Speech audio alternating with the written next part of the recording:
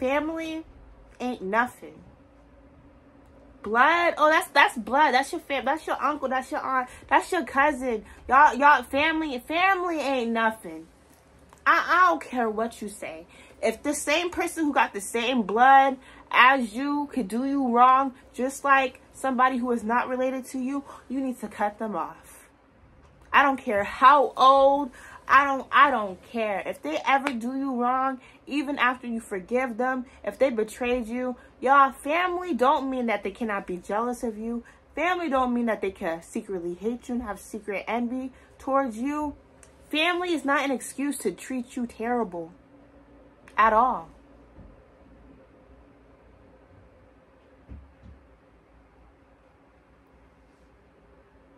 It could be anybody. Anybody that will want to see you fall. Anybody. Your best friend, your dog, your mama, your father, your granddaddy, your auntie, your uncle, your cousin, your sister, your brother, anybody. It could be anybody. Anybody.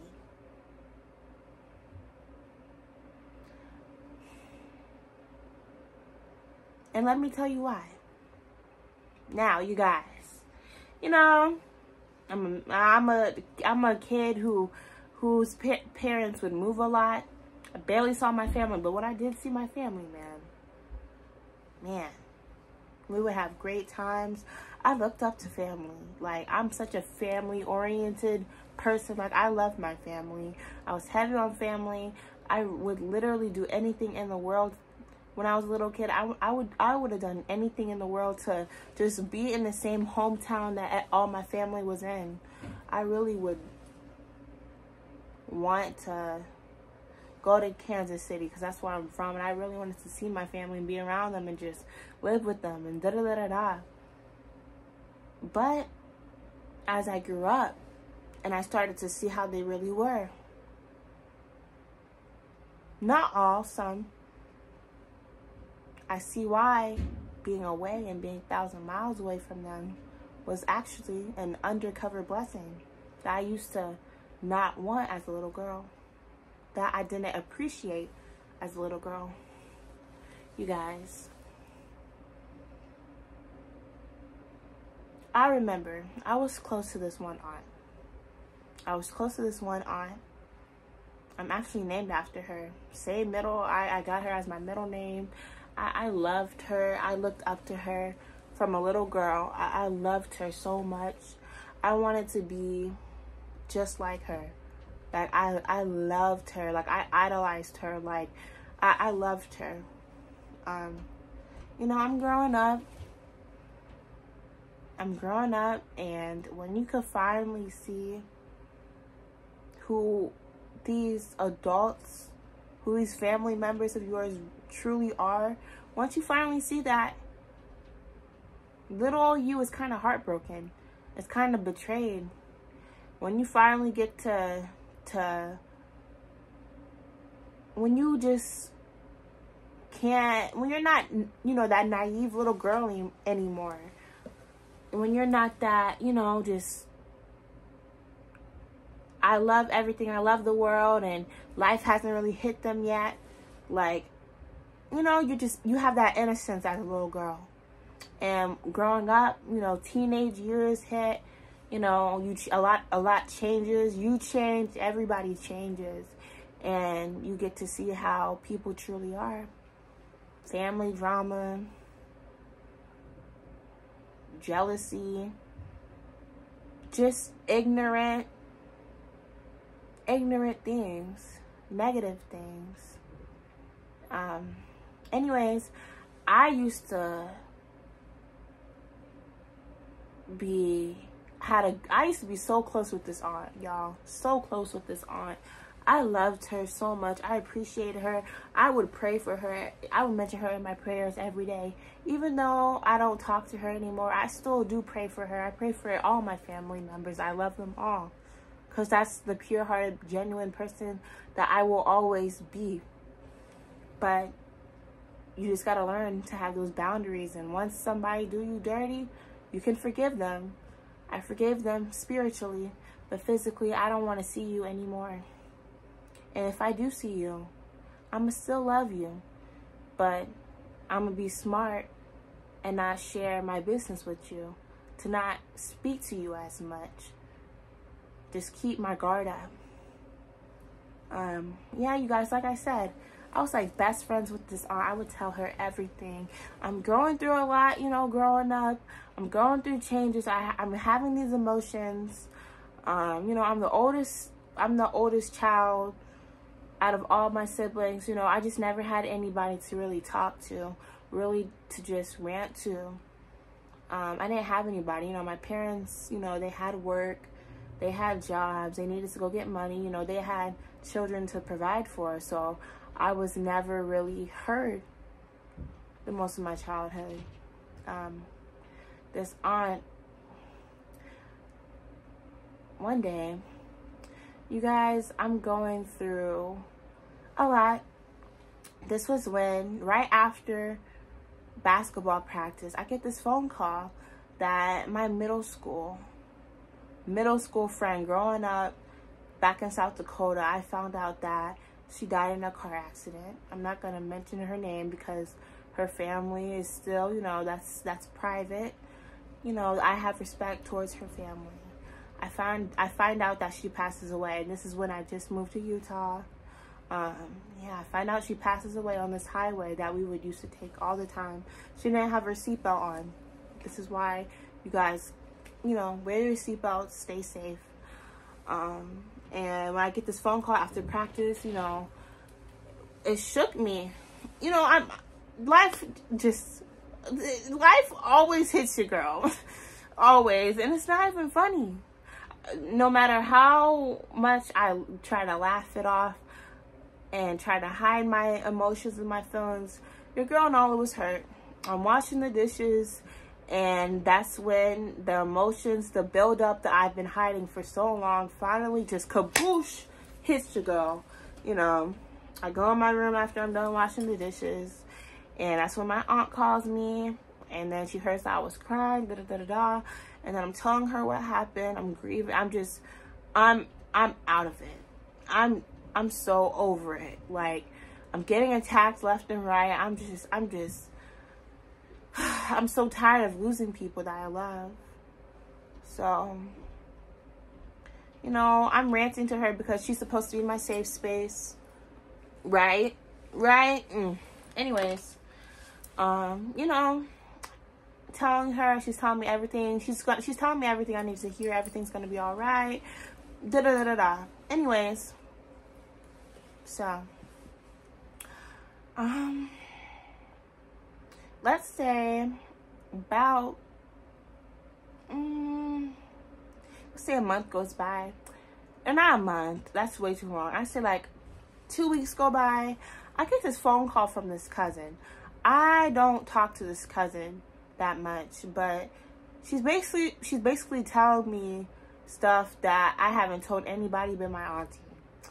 And in the background, I'm listening. She has me on speaker. She has her side on speaker, and I'm hearing my auntie. I'm hearing her running her mouth, joking and just laughing and just making fun of my whole situation, my whole loss, my whole friend, you know, being gone, her passing away due to a car accident.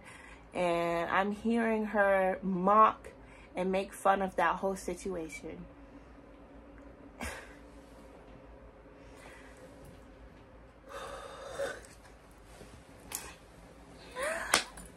I begin to laugh because, you know, naive-year-old me, sophomore me, I'm hearing the way she talked about me. This auntie, my auntie, about 40, she was about 40, almost to her 40s. And hearing her talk about me and mock my friend's death and just talk and just make how I feel and me being vulnerable as a joke and hearing the other adults that I don't even talk to laugh and bicker about it at their big age really broke my heart. When I hear that, and my cousin, like, you know, she's telling me, she's asking me all these questions, I hung up in their face. I hung up in their face. And I'm just like, that's when I just felt numb. I'm like, what in the actual, I'm like, I was like,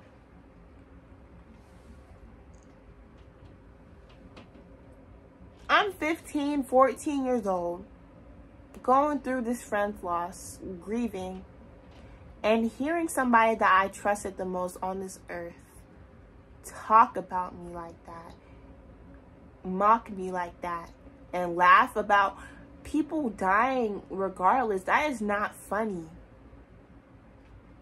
That is not for, and you would think, since they're older, since they've been on earth longer than you, you would really think that they would be more mature, that for you to be a grown woman,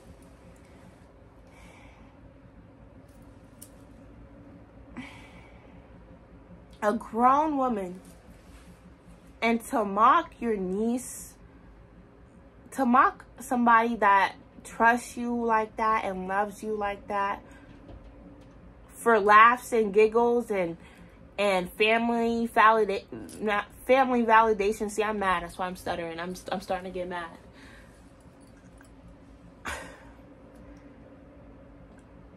Are you serious? I was in complete shock. I'm like, I'm over here grieving. I'm crying my eyes out. I'm trying my hardest to keep up with my grades. Pressure. Life is life in me right now. And for you to be, you're supposed to be somebody I look up to. You're older than me. And you talking down and laughing about how I'm feeling and how my struggles and just my personal life. You making fun of that, especially the other people, and they laughing. You trying to belittle me like that, and to think I would never find out is so crazy to me. And that right there, I think that opened my eyes a lot. That made me, and I'm so happy God allowed me to see that. Because till this day, she don't know. Till this day. And you know what's crazy? After that phone call, after me hanging up and receiving that information and hearing that from her voice, it's so crazy to me. Out of nowhere, right? Days, weeks, months go by. You guys, I never confronted her about it. And those months, those days of me not hearing from her turned into, today?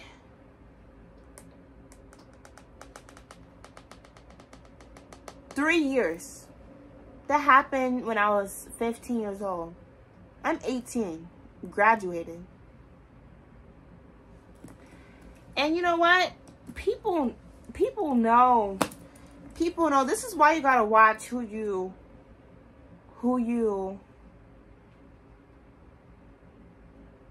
speak, or this is why you just gotta watch who you talk to your business about, who you trust, because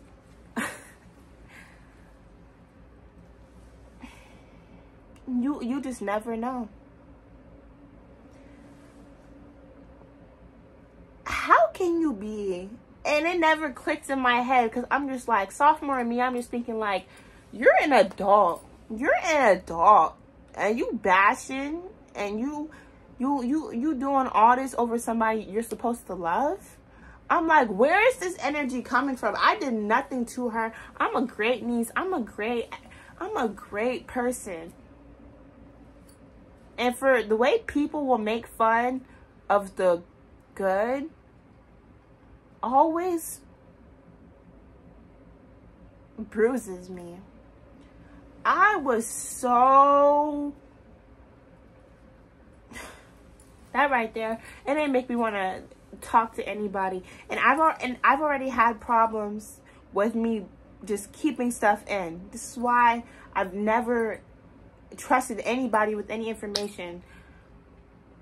I've always had myself, because people who I would constantly let into my life and be vulnerable with and trust, right?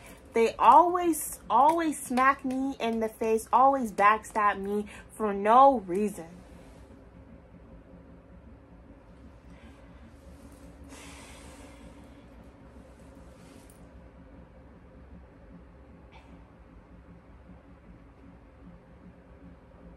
It's so sad, because these were the people, that was the person that I would see myself inviting to my future graduation.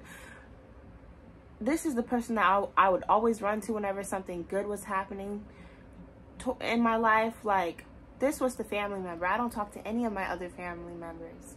And for her to really do me like that, I was like, okay. And it really clicked, because also red flags. Always call me. Or my parents. If there's any family drama, trying to gossip, and it really, you guys, it really be the ones who are religious. No, I'm not talking like deep down, great-hearted Christian religious. I'm talking about those fake religious people. She fooled me from a little girl. Like, this was the most religious, this is the best Christian I know. But I saw this other side of her. Messy, always loves to gossip, nosy. And I'm just like... And then she would turn around and not even take accountable for her sins, not even take accountable for her actions, and try to put that on God. Oh, that wasn't me, that was God. No, don't blame him. Do not blame him. And slowly after all that, everybody else, all the other adults in my family turned out to be just like she was. And that's why I cut them off. I blocked them. I don't speak to them. They don't hear about me at all. And I never got one proper apology when I did give her the chance to speak for herself. At all. I done graduated. I'm an adult now. I done graduated. I done done everything in the world. All those special events that you were supposed to be for as a kid, that you were supposed to get support from, I ain't hear one single thing coming out their mouths. Never supportive. Never supportive. For instance, my grandpa, you guys. My only grandpa that I have alive. I haven't heard from him in about 2 years. And I don't know what it is. I really think it's when you hit that age, I think it's when you become a teenager. And when you hit that age where I guess adults, they envy you. I think it's just like how it is in the black community. Like, you hit that age and like your grandpa starts looking at you different. Like, oh, you dating boys, now you being fast, now you doing this, now you doing that. Like, the way my last conversation with my grandfather, the way he spoke to me, I was like, oh nah. And for him, he has my number. He still hasn't called me back, hasn't done anything. The way he spoke to me, I ain't saying nothing. I just, I told him I love you and stuff like that. But I think he peeped that I peeped who he truly was. It's like to get this hatred towards young teenage girls once they hit that age. Like, now, I don't know, I just get this weird hatred. This weird, like, energy from them. Like, oh, now she thinks she grown. Now you. Like, why are you constantly hating on my achievements, on what I love to do, on my appearance? I'm a fashionista. I love dressing up and I love looking good. And like just hating. And I'm just like, you know what? This is what God was trying to show me all along. I was trying so hard to get close with them, to build a bond, to not feel so lonely. And God really put me in a position to where I shouldn't even be near them. And he showed me why. He showed me why.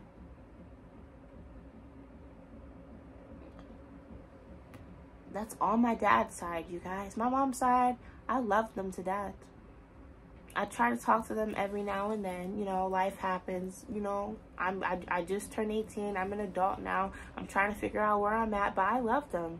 Never drama free, never any of that. I love them.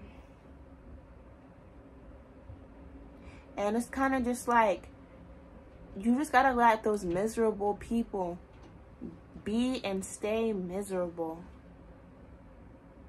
My parents, they made it out the hood. Where I'm from, it's crazy over there. It's hood over there. It's a lot of people. It's just somewhere where you wouldn't want to grow a family at. It's dangerous over there. And I love my hometown. Every single time I go down there, I love Kansas City so much. Like, I just feel like I'm at home, at peace over there. I feel like I'm happy over there every single time I get the chance to go visit down there. But you kind of see why people are in the situation that they're in. The negative mindset, the judgmental and jealous attitude, and never at peace, always in some type of drama.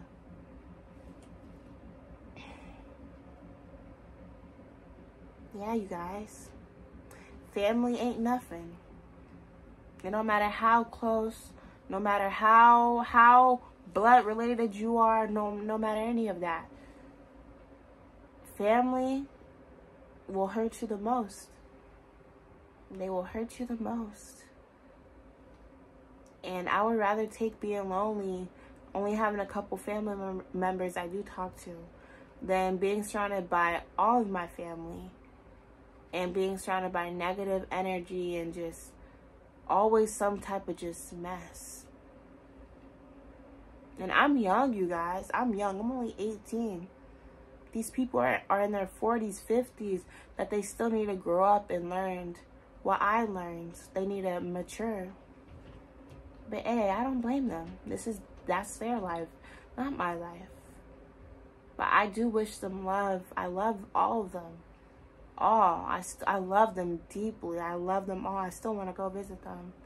But you gotta learn. You gotta learn to just be careful of who you surround yourself with. Be careful of who you call family. Because they will turn on you like this. Hi, I'm Nala. I'm a beginner YouTuber. If you like this video, please subscribe to my channel.